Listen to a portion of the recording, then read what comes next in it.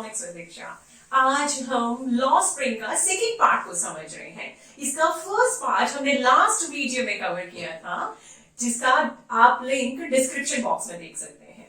इस चैप्टर को शुरू करने से पहले हम आपको ये बता दें कि हमने चैप्टर की थीम और चैप्टर का जो टाइटल है लॉ स्प्रिंग, इसको भी हमने फर्स्ट वीडियो में कवर किया था। तो अगर आप उसको देख लेते हैं तो आपको इस लेसन को समझना भी आसान हो जाएगा।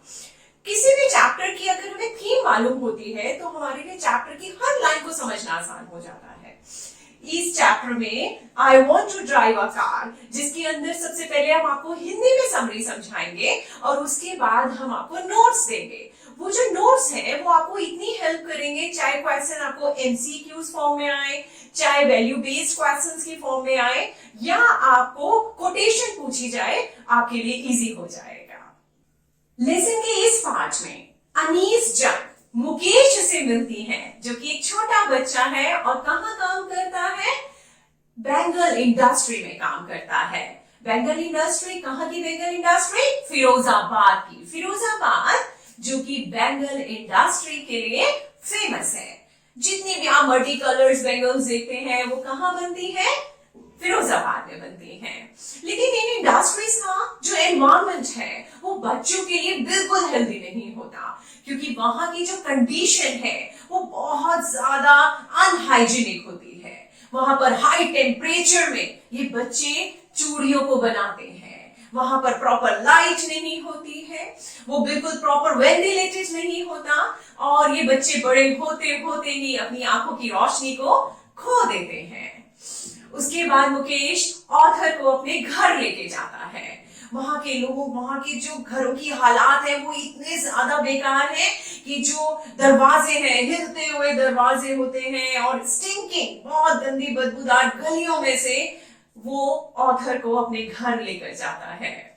जब ऑथर वहां पहुंचती है तब उनके फादर ऑथर को बताते हैं कि मैं एक टेलर भी रहा और मैंने बैंगल मेकर भी रहा, लेकिन मैं अपने बच्चों को एजुकेशन भी नहीं दे पाया और ना ही प्रॉपर एक बहुत अच्छा घर बना पाया।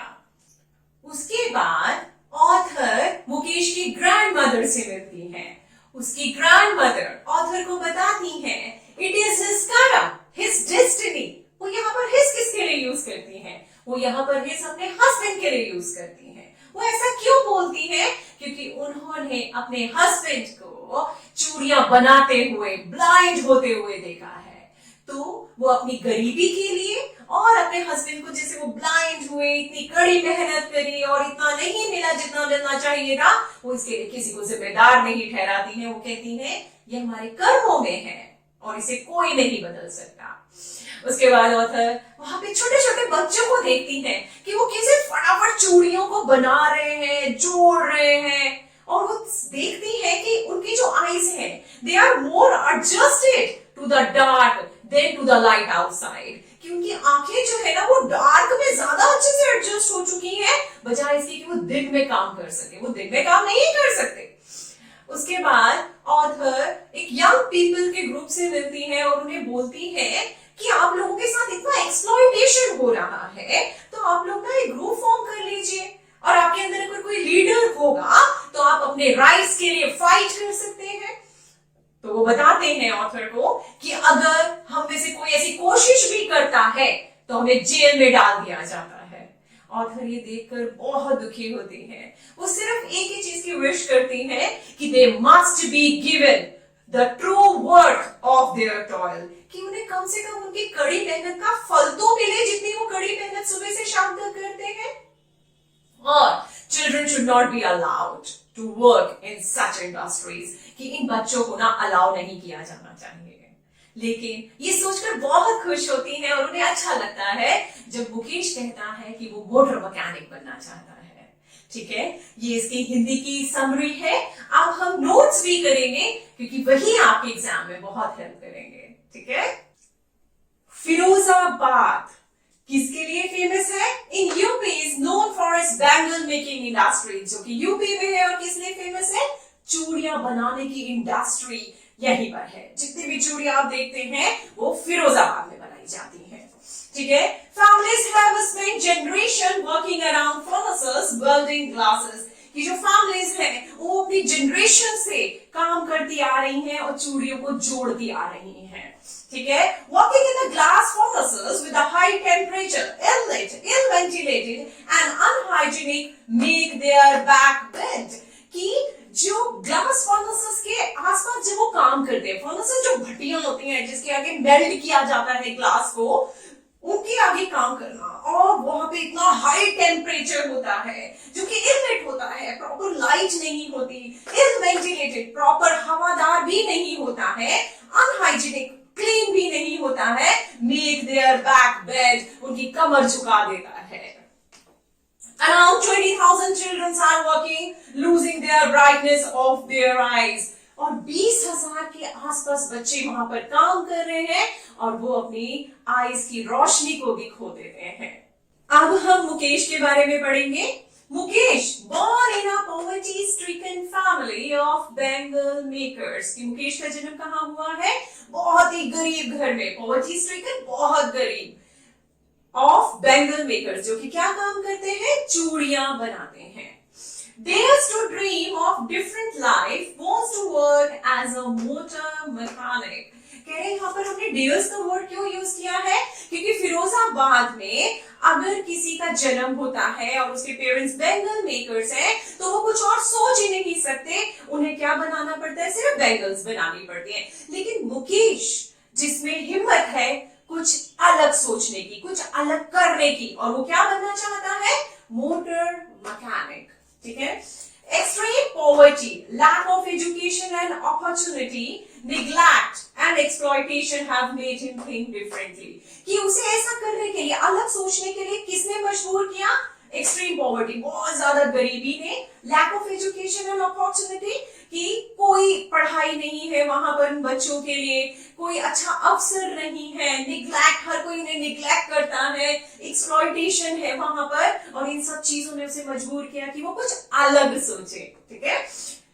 Not willing to get trapped in the vicious circle of making bangles that has killed all initiative and the ability to dream many young people.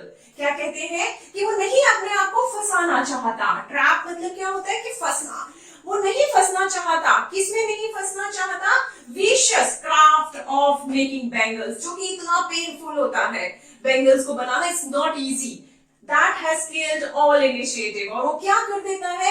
जिंदगी में कोई भी शुरुआत करना या कुछ अलग सोचना, उसको पूरी तरह से खत्म कर देता है। मींस वहां पे जितने भी यंग पीपल हैं वो कुछ सोच ही नहीं सकते कि अगर वो एक बार इसमें फंस जाते हैं, उसके बाद उनके अंदर वो एबिलिटी ही नहीं रहती कि वो कुछ सोचे, कुछ अलग करे, वो एबिलिटी नहीं रह जाती। इसलिए मुकेश कुछ अलग सोचना चाहता है और अलग करना चाहता है। तब ऑथर उनसे पूछती है, सारे ग्रुप जो बैठा होता है यंग पीपल का, उनसे पूछती है, why not organise yourself into cooperative, कि तुम सब एक ग्रुप क्यों नहीं बना लेते? क्योंकि अगर आप ग्रुप बना लोगे तो जो यूनिटी है उससे आप अपने राइट्स के लिए लड़ लेंगे, जो आपके साथ एक्सप्लॉइटेशन हो रहा है उसके लिए आप फाइट कर लेंगे। तो वो क्या जवाब देते हैं? Having fear to be caught by the policeman, they never dare to organize themselves. कि उनमें ना हमेशा डर बना रहता है। कहते हैं कि अगर हम कुछ अलग करने की कोशिश करते हैं या हमारे में हम इकट्ठा होने की कोशिश करते हैं या कोई हमारे अंदर लीडर बनता है तो उसे उठाकर जेल में डाल दिया जाता है। इसलिए हमारे अंदर किसी में भी हिम्मत नहीं है कि वो आगे आए, कुछ इनिशिएटिव ले, हमारे में हिम्मत नहीं है। उसके बाद ऑथर इस कंक्लूजन पे आती है उन सब की बातें सुनकर।